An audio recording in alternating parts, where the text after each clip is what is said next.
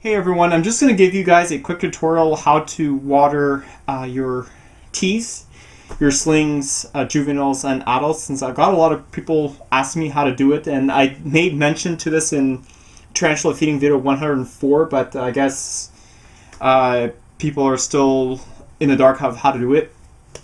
So here we go. So I'm taking like a spritzer bottle, I open it up. I'm going to show you how I do slings first. Now this is just warm tap water that I'm going to be putting in and using an eyedropper. I mean, I'm on the tripod so it's hard to see. And what I'm going to do is, let me just push it here.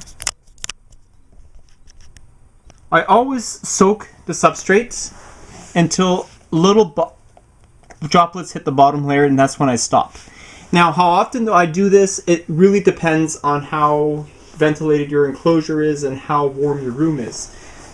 The way I keep telling people how to make sure when to give them water is to wait a few days, look at the substrate. If it's really dry, you give it a little soaking. If it's not, then you don't need to. So I'm just going to take the water,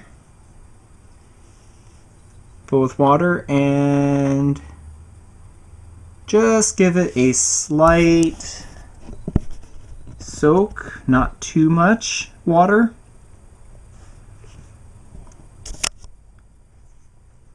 So you can see that droplets of water is hitting the bottom layer,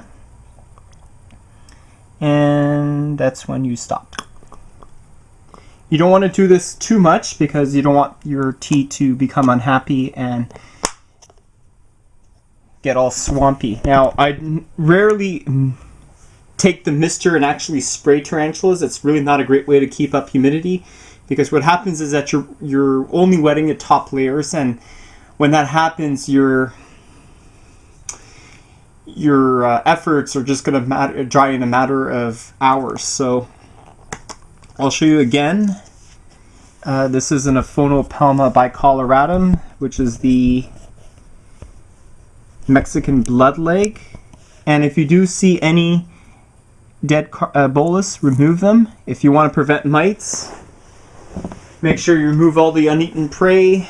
Make sure that when you water your substrates, you allow them to fully dry before you actually soak them again. Now, depending on how ventilated your enclosure is, you probably want to mist or soak maybe once a week. If you have really restricted ventilation, you don't really have to do it for like 2 weeks, or maybe even 3. So I'm just giving some water. That's pretty much how I do like little small juveniles and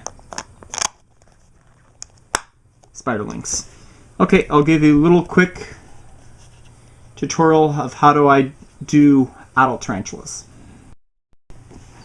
This is my Chaco Goldeny Grammostola poker piece.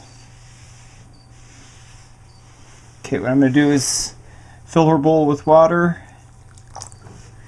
And I know she's not too happy with me. And just spray over the substrate.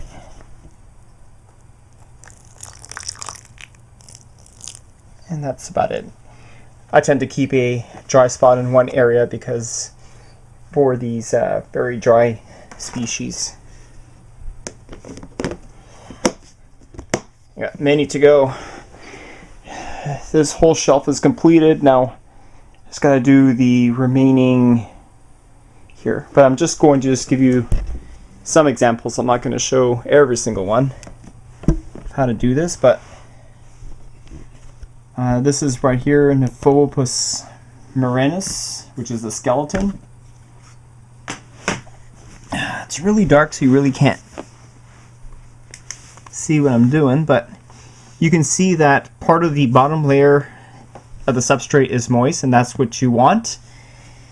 And this is why, like I said, misting with a spritzer isn't generally a good idea, because what happens is that all your humidity dissipates within a couple of hours, and you're going to have to find bad. If you especially have it warm like my place, you're going to be soaking the substrates every other day.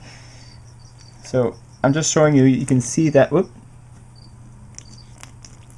You can see that the bottom layers of the water is hitting the substrate. Now I do this for every single tarantula.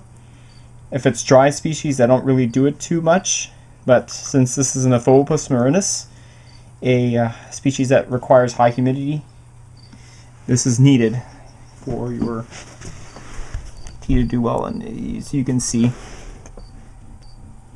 it's pretty soaked, but not too much. You don't want it like swampy wet to the point where you have some layers of water on the bottom. Okay, there we go. Oh, that tank is heavy. Okay, this one here is a Sarcophagus lividus, cobalt blue.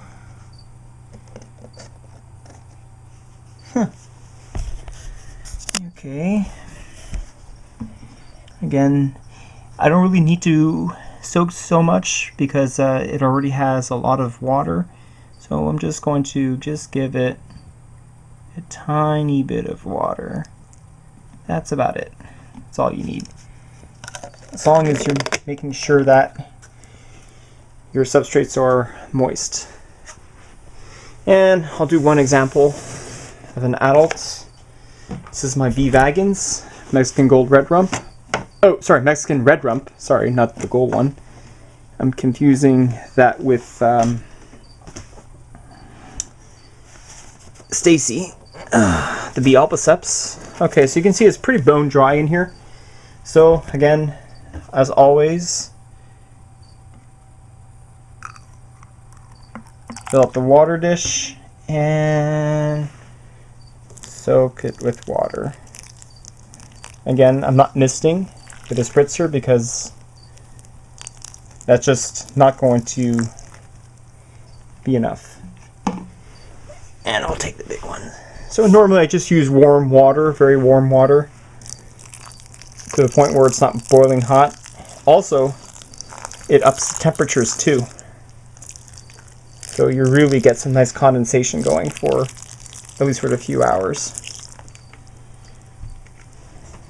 Guys, so I hope this video helps you out and how to water my teas. This is pretty much how I personally do it. I'm sure that there's other people on YouTube who do differently, but I got a lot of questions asking me how to water teas, and I thought I should make a video for it. I think someone had mentioned me to do it, and I thought this will be an opportunity to do it since I have to water my teas. So anyways, guys, I hope you enjoy the video. Thanks for watching, and tomorrow I'm actually going to be feeding the new additions that I got, mainly the big purifilata, the Omothymus valaciops, which is a Singapore blue, the Sarcophagus or Omothymus haiti. What else? The Pocothera degrina with Selly, the Sicarius turosus, and the Zenithus species blue, and the T. apophysis. So it'll be like part 3 of feeding video 127. Anyways, guys, hope you enjoyed the video. Thanks for watching, and stay tuned for more vids.